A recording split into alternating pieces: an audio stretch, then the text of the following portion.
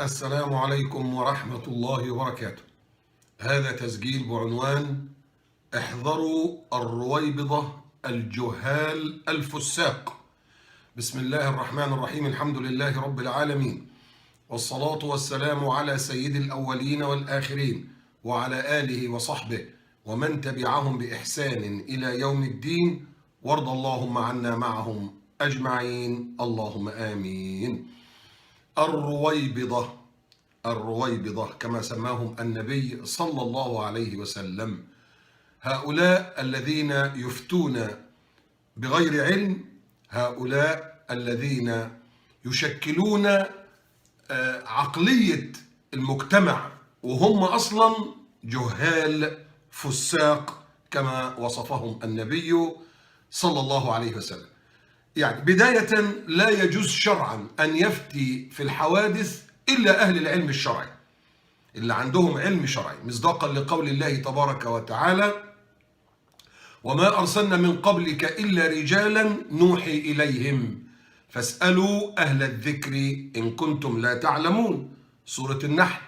لكن للأسف أصبح النهاردة أنا بسميهم علماء الفيس، اللي هم الشباب اللي طالعين بتوع الفيسبوك دول، وقاعدين يفتوا بغير علم وبغير أدلة شرعية، ولابسين لباس الفتوى، ويعني جدعنته كلها بس ان هو بيعرف يخش على الانترنت وبيعرف عامل له موقع. وطبعا يعني معظمهم ما تعرف لهمش يعني اسم ولا بلد، ولا واحد داخل باسم واحده داخله باسم واحد، ودول اصلا مباحث ومخابرات وبلاوي زرقاء يعني. والحمد لله ادي تقرير نزل ان اليهود عاملين 12 واحد بحيث ان هم يخشوا يخربوا في عقول الشباب في مصر الى اخره.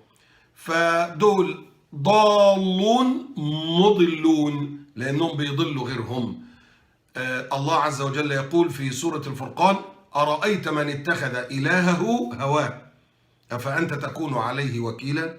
وممكن يكون عنده علم بسيط كده يعني، يبقى هينطبق عليه قول الله في سورة الجاثية: أفرأيت من اتخذ إلهه هواه وأضله الله على علم.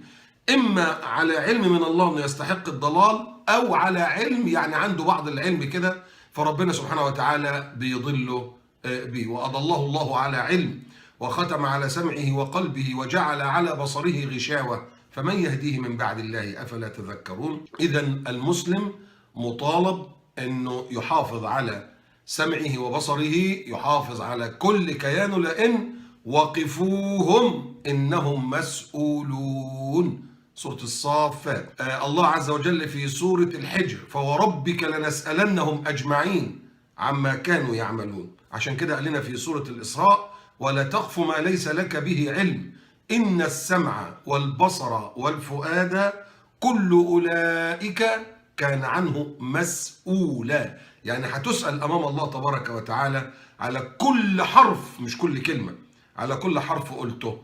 ده في الحياة العادية في سورة قاف: ما يلفظ من قول إلا لديه رقيب عتيد، هنا على اليمين وده على الشمال. أمال بقى في الدين وفي الفتاوي، دي بقى اللي إيه، اللي بحذر الناس منها، بنحذر الناس منها. الله تبارك وتعالى جعل اللي بيفتي في الدين بدون علم مرتبته بعد الإشراك بالله. سورة الأعراف: قل إنما حرم ربي الفواحش ما ظهر منها وما بطن والإثم والبغي بغير الحق وأن تشركوا بالله ما لم ينزل به سلطانا وأن تقولوا على الله ما لا تعلمون. بعد الشرك على طول: وأن تقولوا على الله ما لا تعلمون. والحقيقة آية في سورة الأنعام، يا الله يا الله، شوف: وإن كثيرا ليضلون بأهوائهم بغير علم إن ربك هو أعلم بالمعتدين. والله عز وجل في سورة الأنعام كذلك يقول: فمن أظلم من أشد ظلم منه، فمن أظلم ممن افترى على الله كذبا ليضل الناس بغير علم إن الله لا يهدي القوم الظالمين. والنبي صلى الله عليه وسلم يقول: اتقوا الحديث عني إلا ما علمتم فمن كذب علي متعمدا فليتبوأ مقعده من النار ومن قال في القرآن برأيه فليتبوأ مقعده من النار، في فتاوى ابن الصلاح، والحديث درجته حسن. وفي رواية تانية من قال في القرآن بغير علم فليتبوأ مقعده من النار. ده أخرجه الإمام أحمد والترمذي حسن صحيح، وفي شرح السنة درجته حسن، ومذكور كذلك في الجامع الصغير وحكمه صحيح. إذا المسلم لا يتحدث في الدين بغير علم، وإلا أدينا شفنا المصايب كلها. تعال بقى نشوف بقى مين الرويبضة. الرويبضة اللي قال عليهم سيدنا رسول الله صلى الله عليه وسلم، بيقول إنها ستأتي على الناس سنون خداعة. والله أحسن من إحنا اللي فيها دي والله. إنها ستأتي على الناس سنون خداعة، يعني الناس بتخدع يعني. يصدق فيها الكاذب، يصدق فيها الكاذب، واحد كاذب والناس بتصدقه. ويكذب فيها الصادق، والصادق الناس بتكذبه. ويؤتمن فيها الخائن، واحد خاين والناس تأتمنه. ويخون فيها الأمين، ده هو أمين لا يخونوه. وينطق الرويبضة، أهو بقى ده، وينطق الرويبضة. قيل وما الرويبضة؟ مين دول يا رسول الله اللي بينطبق عليهم اسم الرويبضة دول؟ قال السفيه، واحد أهبل عبيط سفيه، مش في أول سورة النساء ولا تؤتوا السفهاء أموالكم التي جعل الله لكم قياما، وفي قراءة قياما. سفيه، السفيه يتكلم في أمر العامة، أمور عامة، أمور تهم الناس. تلاقي واحد سفيه، واحد أهبل عبيط يتكلم فيها وللأسف الناس تصدقه. في رواية بقى تانية بتقول الفويسق يتكلم في أمر العامة. الفويسق، ايه الفويسق ده؟ سقط الثمرة يعني طلعت، فسقت الفأرة يعني طلعت من الجحر بتاعها الفار يعني. هنا الفويسق مش فاسق، ده فويسق، تصغير له، فويسق. ده يتحدث في أمر العامة للأسف. على فكرة الحديث رواه الإمام أحمد. في رواية بقى في ابن ماجه، يعني هنا في الإمام أحمد بيقول السفيه والفويسق. في رواية ابن ماجه لما قالوا له وما الرويبضة قال الرجل التافه في أمر العامة. الرجل التافه في أمر العامة. تافه، تافه. مين هو التافه؟ لو يعني تلخيص سريع جدا جدا، التافه اللي ما عندوش دين، اللي ما عندوش علم شرع، ما عندوش علم شرع، فبتلاقيه بيهجص بيتكلم اي كلام. ما هو من غير دين احنا نساوي ايه؟ هنبقوا تافهين. الله في سورة العصر والعصر ان الانسان اهو لفي خسر، ضلال، بوار، هلاك، خسران، الا الذين امنوا وعملوا الصالحات وتواصوا بالحق وتواصوا بالصبر. سورة التين، والتين والزيتون وطور سينين وهذا البلد الأمين لقد خلقنا الإنسان في أحسن تقويم ثم رددناه أسفل سافلين إلا الذين آمنوا وعملوا الصالحات فلهم أجر غير ممنون فما يكذبك بعد بالدين أليس الله بأحكم الحاكمين بلى وأنا على ذلك من الشاهدين. سورة آل عمران، ولا تهنوا ولا تحزنوا وأنتم الأعلون إن كنتم مؤمنين. يبقى استعلاء الإيمان. يبقى الإنسان من غير دين قيمته إيه؟ كما قال الله في سورة الأعراف واتلوا عليهم نبأ الذي آتيناه آياتنا، خد الدين فانسلخ منها، مش عايز، فأتبعه الشيطان، حرف الفعل التعقيب، فكان من الغاوين ولو شئنا لرفعناه، بص العزة والرفعة بإيه؟ بها، يعني بالآيات اللي هو مش عايزها، ولكنه أخلد إلى الأرض واتبع هواه فمثله كمثل الكلب إن تحمل عليه يلهث، تقول له عم طلع لسانه، أو تتركه يلهث برضه مطلع لسانه. يعني شقي على الحالتين دنيا وآخرة. ده مين؟ اللي من غير دين، اللي ما عندوش دين. لما أقول ما عندوش علم شرعي ما أقصدش إن هو يعني عالم من العلماء، ما هو مش كلنا نبقى علماء، لا. سورة التوبة وما كان المؤمنون لينفروا كافة، لا مش كلنا علماء. فلولا نفر من كل فرقة منهم طائفة ليتفقهوا في الدين ولينذروا قومهم إذا رجعوا إليهم لعلهم يحذرون. يعني على الأقل تبقى عارف المعلوم من الدين بالضرورة والذي لا تصح العبادة إلا به. لكن ما تتكلمش في الدين بدون علم، ما تتكلمش في الدين بدون علم. ولذلك شوف الحديث، حديث في صحيح ابن حبان، قال صلى الله عليه وسلم: إن الله تعالى عز وجل إن الله يبغض كل جعذري جواظ، منتفخ البطن ممتلئ ده، صخاب في الأسواق، صوته طالع وعمال يزعق، جيفة بالليل حمار بالنهار. ده مين ده؟ عالم بأمر الدنيا جاهل بأمر الآخرة. حديث رواه ابن حبان، صحيح، في صحيح ابن حبان. يعني يقول لك انا حيلك فهلاوي مطاطا ما اديكلش اوانطه، انا اعجبك انا، وتكلمه وتقول له الدين وتقول له الاسلام، يقول لك لا مؤاخذه ماليش في الموضوع ده، ماليش في الموضوع.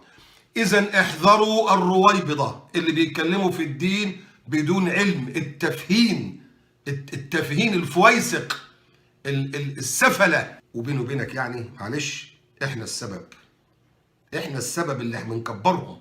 ازاي؟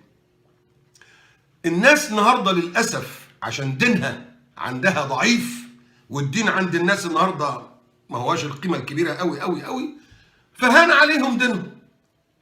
ياخدوا دينهم منين بقى؟ من لعيبه الكوره. ايه لعيبه الكوره ده؟ لعيبه بيلعبوا، لعيبه بيلعبوا في الملعب بالكوره، واللي بيعملوه ده لعب. يعني اي واحد بيعمل ايه يقول له مين ده؟ ده يقول لك ده لعيب.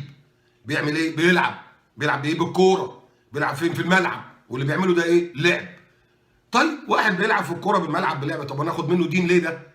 ده يقول لي ده الحلال والحرام؟ جزا الله خير اذا كان بيحط جول ولا بتاع بيسجد سجده شكر مثلا يعني، لكن ده اخد منه دين؟ للاسف بقى يقول لك ايه ده فلان لعيب الكوره قال الله، ده ابن عالم من العلماء عشان تاخد منه دين؟ ده المصيبه الكبيره بقى في الممثلين والممثلات والراقصين والراقصات. اي والله بياخدوا منهم دين. كانت واحده بتقول التزمت وبعد كده اتنقلت، المهم يعني، فبتقول رحت امريكا، طلبوها في امريكا، لسه كانت بتمثل وكذا وكذا وبتاع، وانا لبست الحجاب يعني، راحت امريكا. تخيل يسالوها في ايه؟ بتقول بصيت لقيتهم باعتين لي اسئله، انا بتوضى فانا اثناء الوضوء قالت لهم استنى، هو انا عشان حطيت الطرحه دي النهارده وانا كنت قبل كده يعني عورتي مكشوفه ومش مغطيه راسي عشان حطيت بقيت عالمه من العلماء؟ لا انا ماليش في الفقه ده، ما لسه ما قريتش. شوف، طب انتوا بتسالوها ليه؟ بيسالوها ليه؟ سبحان الله. والله كنت محتفظ حتى بالجورنال ده ايام ما كنت في مصر، كانوا عاملين حديث مع بعض الممثلين والممثلات، بهدله، فضايح، اي والله يعني. بس هم صراحه ما عدا واحد بس كانوا كلهم اللي اتعامل معاهم الحديث بيقول لهم ايه؟ انت بتعمل ايه يوم الوقفه؟ يوم 9، وقفه عرفات. احنا عندنا يوم الترويه يوم 8، وبعدين يوم الوقفه اللي هو وقفه عرفات يوم 9، وبعدين 10 العيد اللي هو يوم النحر الذبح.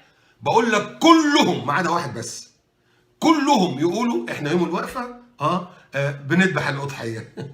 تذبحوا الاضحيه؟ الاضحيه ثاني يوم اللي هي يوم 10 اللي هو العيد، ما عدا واحد بس، لكن كلهم جهل. ده في مغني، اشهر مغني كان في مصر زمان، لما مات لبسوه بدلته، مسلم لبسوه بدلته ورايحين يدفنوه، لولا الله الاستاذ محمد عبد القدوس قال لهم تعالوا انتوا رايحين فين؟ ايه ده؟ ارجعوا، ده لازم يتغسل ويتحط في كفنه. طيب بالجهل ده تسالوهم؟ الجهال دول، التافهين دول عندهم علم عشان تسالوهم وتاخدوا منهم دين؟ ويجيبوهم لنا بقى طبعا في رمضان، ويجيبوا لنا في العيد وفي المناسبات اللي بتحصل. مش بقول لك انا التافه يتحدث في امر العامه، الفويسق. المصيبه الثانيه بقى المشاهير بقى. اسال اي واحد كده انت عرفت الكلام ده منين؟ يقول لك هذا واحد مشهور جدا الحقيقه. طب مشهور في ايه؟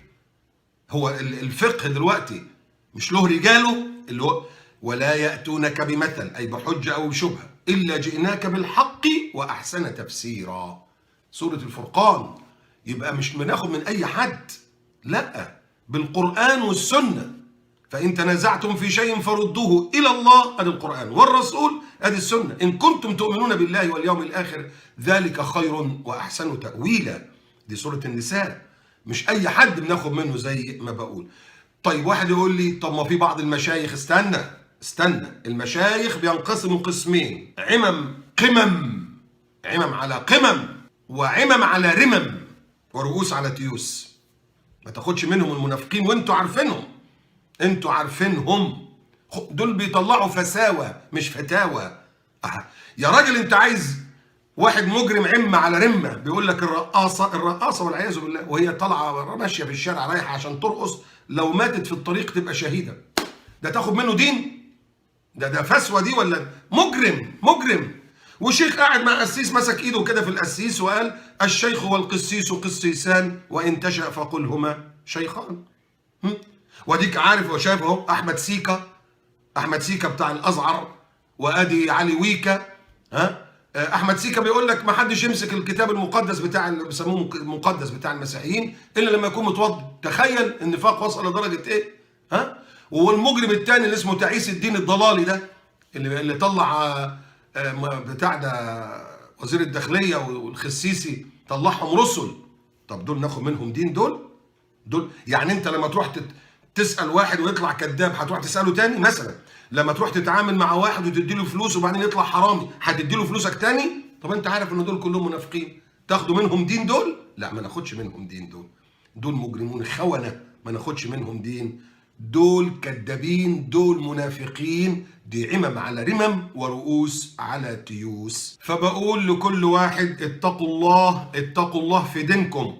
الواحد منكم علشان لو جاله مرض ولا عايه بيروح لدكتور يقول لك لا ده انا عايز اروح لراجل عجوز وياخد ميعاد لكام شهر قدامه وبيدفع بالمئات. اشمعنا في الدين بتاخدوا من اي حد؟ هان عليكم دينكم للدرجه دي؟ احذروا الرويبضه اللي قال فيهم سيدنا رسول الله صلى الله عليه وسلم التافه يتحدث في امر العامه، الفويسق يتحدث في أمر العامة، والتافه يتحدث في أمر العامة. شوفوا الثلاث ألفاظ، السفيه، الفويسق، التافه، دول تاخد منهم دينك. السلام عليكم ورحمة الله وبركاته.